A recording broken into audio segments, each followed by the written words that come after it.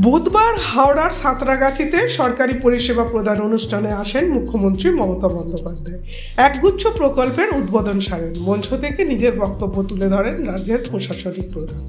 আমার 100 দিনের কাজ যারা করেছিল 3 বছর ধরে তারা টাকা পায়নি।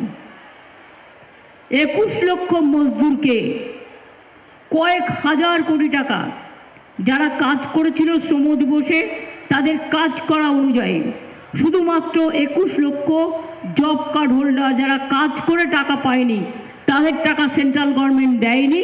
এটা সেন্ট্রাল গভর্নমেন্ট স্কিম বন্ধ করে দিয়েছে, 2 বছর ধরে দেয়নি। তাদের টাকাও আমরা পাঠাতে শুরু করেছি এবং তারাও পেয়ে যাবেন। সুতরাং 21 লক্ষ মজদুর জব কার্ড হোল্ডার তার দিনের পর দিন বঞ্চনার জন্য তারা দিল্লি গিয়েছিল।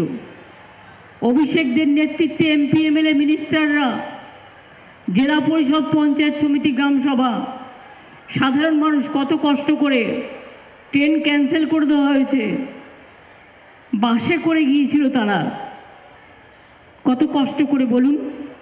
আমি নিজে 48 ঘন্টা অনশন আগে করেছিলাম, আবার করলাম। আমি প্রধানমন্ত্রীকে অনেকবার বলে এসেছিলাম। আমি শুধু বলতে চাই, আমি গরিব মানুষের জন্য যদি কিছু করতে পারি আমি নিজেকে ধন্য মনে করি। সাধারণ মানুষের জন্য যদি আমি কিছু করতে পারি আমি নিজেকে ধন্য মনে করি।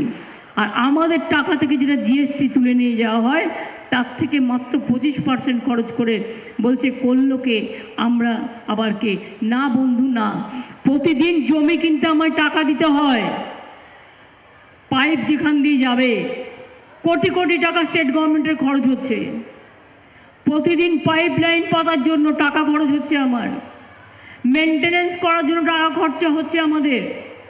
অর্থাৎ 75 ভাগ আমার খরচ, ওদের 25% খরচ। সেটাও একটাই মাত্র ট্যাক্স, জিএসটি ট্যাক্স।